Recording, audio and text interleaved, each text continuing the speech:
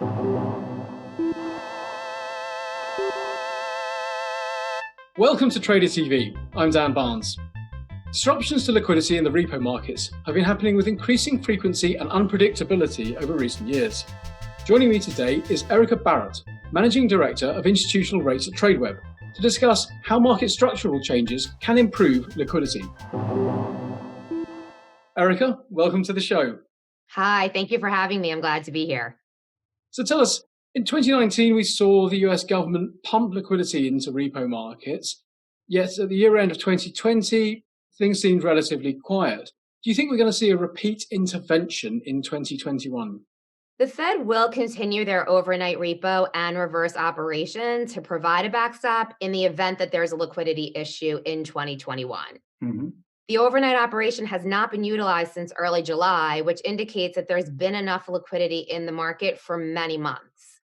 We do know that if the Fed needs to step in, they will. They did in 2008 and again in 2019 leading into 2020. The Fed support does help the mentality of the general public and of traders and can provide stability in markets during something like we're seeing with the coronavirus pandemic. What would you say are the underlying causes of illiquidity in the repo markets at the moment? Liquidity issues in the repo market arise when participants want immediate access to their cash and start liquidating assets quickly. Yep. This is what happened in March. Funding markets seized up when New York and other states began to shut down because of the pandemic.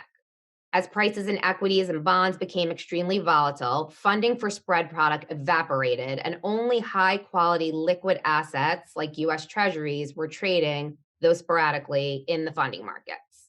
These stresses led to forced selling of off-the-run treasuries. However, due to regulations, banks were limited in the number of treasuries they could hold on their balance sheet.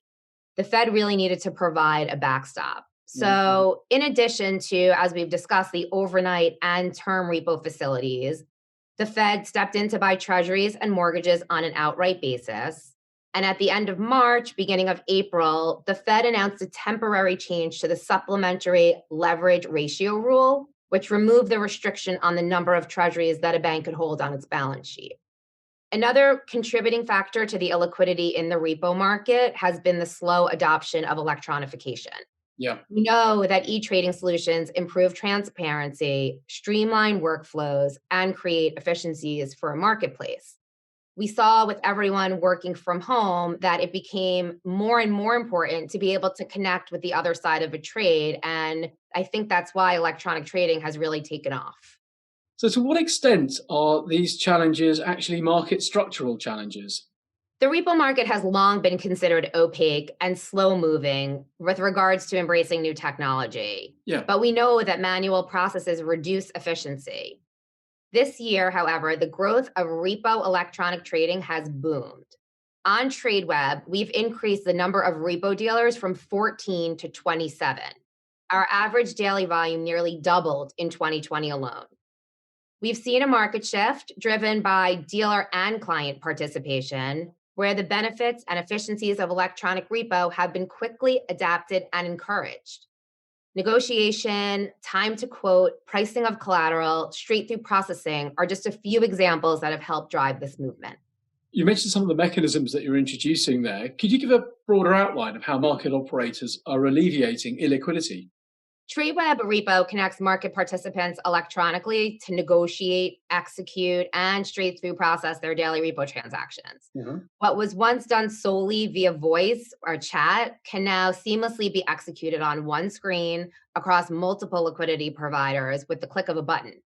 Many market participants believe their workflow is unique, and it usually is, but Tradeweb has been able to tailor our platform to support each user's needs.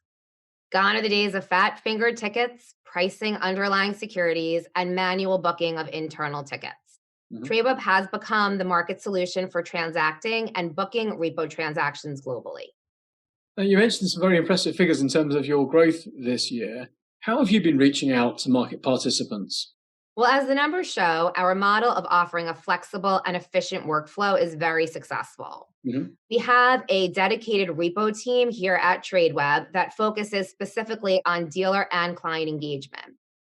This team coordinates with our support, integration, technology, and sales teams internally while working closely with each buy side and sell side participant to help solve for unique trade flow issues and create efficiencies in what we know is a complex repo market. If I'm working for a bank or an asset manager or a hedge fund for that matter, and I want to engage with TradeWeb in the repo space right now, what should I do?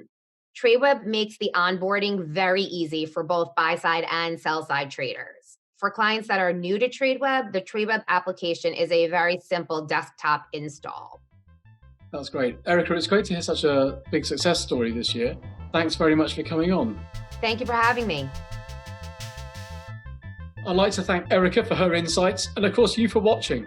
To catch up on our other shows or to subscribe to our newsletter, go to tradertv.net or etftv.net.